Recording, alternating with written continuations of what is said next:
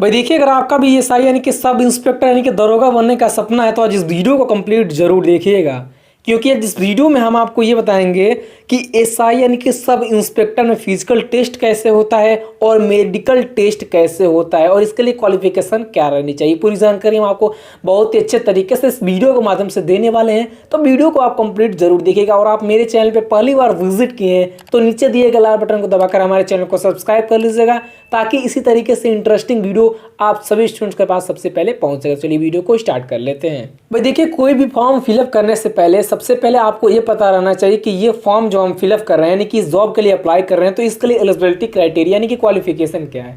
ठीक है, तो यहाँ पर हम एसआई यानी कि सब इंस्पेक्टर यानी कि दरोगा की बात करें तो यहाँ पर कम से कम जो आप लोग का मिनिमम क्वालिफिकेशन है वो ग्रेजुएशन होना चाहिए, चाहे किसी भी स्ट्रीम से। सबसे पहले आप 12th कंप्लीट कीजिए, चाहे किसी भी स्ट्रीम से, आपका साइंस हो या फिर कॉमर्स हो या फिर आर्ट हो, यानी कि आपको 12th कंप्लीट करना होगा। और जैसे ही आप 12th कंप्लीट कर लेते हैं तो आपका ग्रेजुएशन कंप्लीट चाहिए, यानी कि आप ग्रेजुएशन कर लीजिए। ठीक है, और जैसे ही आप ग्रेजुएशन कर लेते हैं तो आप एसआई यानी कि सब इंस्पेक्टर यानी कि दरोगा के लिए एलिजिबल हो जाते हैं और आसानी से इस फॉर्म को फिलअप कर सकते हैं। और जैसे ही आप इस फॉर्म को फिलअप करेंगे तो आपका एग्ज़ाम होगा, और एग्ज़ाम के बाद जैसे आप इस एग्ज़ाम को क्वालिफाई कर जाते हैं तो आपका फिजिकल टेस्ट होता है, यानी कि फिजिकल टेस्ट होगा। ठीक है, तो चलिए हम आपको सबसे पहले बता देते हैं कि इसके लिए आपका एज लिमिट कितना है।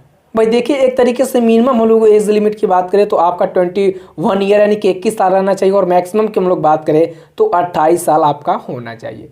अगर वहीं आप ओबीसी या फिर एससी एसटी हैं तो आपको इसमें से 3 साल और 5 साल की छूट दे दी जाती है, यानी कि 3 साल और 5 साल की छूट आप लोगों को दे दी जाती है। अब हम लोग बात कर लेते हैं कि जो मेल कैंडिडेट होते हैं उनके लिए हाइट कितना रहना चाहिए। भाई देखिए, अगर आप जनरल ओबीसी या फिर एससी कैंडिडेट है तो आपका जो हाइट है वो 168 यानी कि 168 सेंटीमीटर होना चाहिए। और वहीं आप एसटी यानी कि अनुसूचित जनजाति में आते हैं तो जो आप लोग का हाइट है न्यूनतम यानी कि मिनिमम की हम लोग बात करें तो 160 सेंटीमीटर यानी कि 160 सेंटीमीटर होना चाहिए।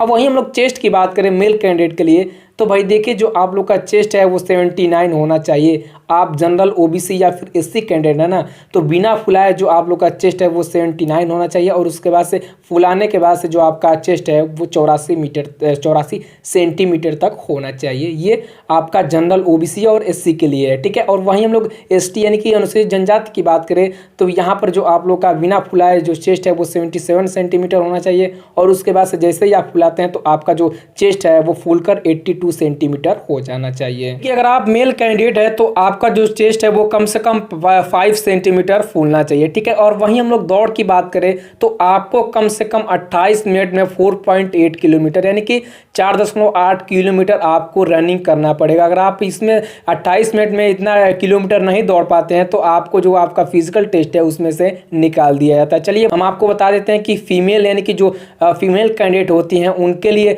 आपका हाइट कितना रहना चाहिए, उसके बाद से आपका रनिंग कितना होता है। फीमेल कैंडिडेट के लिए हम लोग बात करें तो जनरल ओबीसी या फिर अगर आप एससी फीमेल है ना यानी कि एससी कैंडिडेट है तो आपका जो न्यूनतम हाइट यानी कि मिनिमम हाइट है वो 152 यानी कि 152 सेंटीमीटर होना चाहिए। अगर आप वहीं एसटी कैंडिडेट है तो आपका जो न्यूनतम हाइट है वो 147 यानी कि 147 सेंटीमीटर होना चाहिए, और इसमें चेस्ट की कोई भी अवेलेबिलिटी नहीं यानी कि आपका चेस्ट फीमेल में नहीं होना चाहिए। ठीक है, उसके बाद से वेट की हम लोग बात करें तो महिलाओं यानी कि फीमेल के लिए जो आपका न्यूनतम वेट है वो 40 किलोग्राम यानी कि 40 किलोग्राम होना अनिवार्य है। वहीं हम लोग महिलाओं के यानी कि फीमेल के लिए रनिंग की बात करें तो आपको 16 मिनट यानी कि 16 मिनट में आपको 2.4 यानी कि 2.4 किलोमीटर की रनिंग पूरी करनी पड़ती है। चलिए, अगर आप फिजिकल टेस्ट को क्वालिफाई कर जाते हैं यानी कि फिजिकल टेस्ट में आप अच्छे मार्क्स डाल देते हैं तो उसके बाद से आपका मेडिकल क्वालिफिकेशन यानी कि मेडिकल की ज़रूरत होती है। ठीक है, अब इसमें मेडिकल में हम आपको बता दें सबसे पहले तो आपका पूरा डाटा चेक किया जाता है, आपके बॉडी का